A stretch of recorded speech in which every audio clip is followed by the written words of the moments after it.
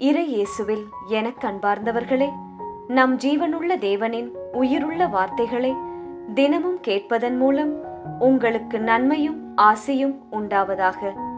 இன்றைக்கு நம் உள்ளத்தில் ஆண்டவர் பேச விரும்புகிற திருவசனம் 1 தீமோத்தேயு 1 அதிகாரம் 15 திருவசனம்.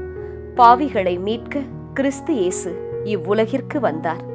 இறை இயேசுவில் எனதருமை நண்பர்களே, உங்கள் அனைவருக்கும் நம் இயேசுவின் அன்பை உரித்தாக்குகின்றேன். இன்று புனித லூர்து மாதாவின் திருநாள். இன்றுதான் பெர்னதத் சொபீருசுக்கு லூர்து அன்னை முதலில் தோன்றியதாம். 1992 ஆண்டு போப் 2 ஜான் பால் இந்த நாளைத்தான் உலக நோயற்றோர் தினமாக அறிவித்தாராம். இன்றைய நாளில் நம் லூர்து மாதாவிடம் உங்கள் உடல் நோய்கள் தீர பிரார்த்தனை செய்யுங்கள். பூரண சுகத்தை நிச்சயம் நம் அன்பான லூர்து அன்னை அருளிச் செய்வார். சரி, இன்றைய திருவசனம் கூறுவது என்ன? பாவிகளை மீட்க கிறிஸ்து இயேசு இவ்வுலகிற்கு வந்தார்.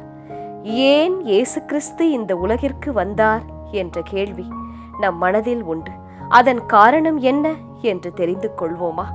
பாவத்தின் கொடூர சிறையில் இருந்து மனிதனை மீட்கவும், பாவத்தின் மூலம் கிடைத்த மரணத்தில் இருந்து மனிதனை விடுவிக்கவும் இயேசு வந்தார்.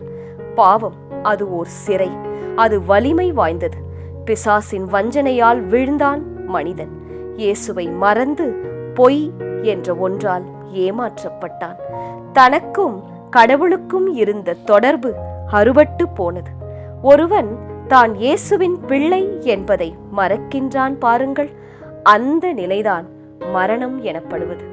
பொன், பெண், பதவி, வேலை, பணம், அழகு, வீடு, குடி, போதை வஸ்துக்கள், செல்போன் போன்றவற்றை காட்டி காட்டி ஏமாற்றி மனிதனை கடவுளின் எண்ணமே இல்லாமல் கடவுளிடம் இருந்து மனிதனை பிரித்து எடுத்து போட்டுவிட்டான் சத்துரு.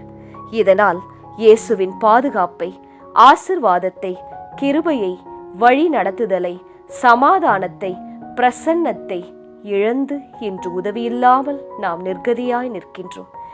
இன்றே சுதாரித்துக் கொள்ளுங்கள். உங்களுக்கும் இயேசுவுக்கும் இடையே செத்துப்போன உறவை புதுப்பித்துக் கொள்ளுங்கள். லூர்து அன்னையின் துணையை நாடுங்கள்.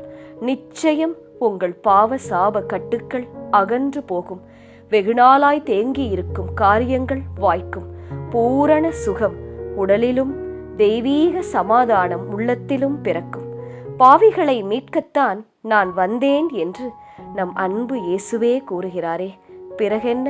நிச்சயம் நம்மை மன்னித்து ஏற்றுக்கொள்வார். உங்களுக்கு மனம் இறங்குவார். அழிவில்லாத, கண்ணுக்கு புலப்படாத, எக்காலத்திலும் அரசராய் இருக்கின்ற ஒரே கடவுள் நம் இயேசு. என்றும் மாண்பும் மாட்சியும் உடையவர். தன் பிள்ளைகளாகிய உங்களிடம் வந்து உங்களை தன்னிடம் சேர்த்து கொண்டு மீண்டும் வாழ வைப்பார். ஜெபிக்கலாமா? இயேசுவே, இருந்தவரும் இருக்கின்றவரும் வருகின்றவரும் எல்லாம் வல்லவரும் நீரே. உம்மை போற்றி துதித்து ஆராதிக்கின்றோம். எங்களை மீட்டு உயர்த்தும் இயேசுவே, பாவிகளை மீட்க கிறிஸ்து இயேசு இவ்வுலகிற்கு வந்தார் என்ற வசனத்தை விசுவசித்து எங்களையும் எங்கள் குடும்பத்தையும் நாங்கள் இதுநாள் வரை செய்த பாவங்களையும் உமது பாதப்படியிலே ஒப்படைத்து மன்னிப்பு வேண்டுகிறோம். மன்னித்து வழிநடத்தும் இயேசுவே, ஆமேன். இயேசு கிறிஸ்துவின் பெரிதான நாமத்தின் நிமித்தம் ஜெபிக்கிறோம். ஆமேன். ஒவ்வொரு நாளும் உங்கள் உள்ளத்தில் ஆண்டவர் பேச விரும்புகிற இறை வார்த்தையை தெரிந்து கொள்ள ரோசரி பிரேயர்ஸ் சேனலை சப்ஸ்கிரைப் செய்யுங்கள். மேலும் உங்கள் நண்பர்கள் மற்றும் உறவினர்களுடன் ஷேர் செய்யுங்கள். நன்றி.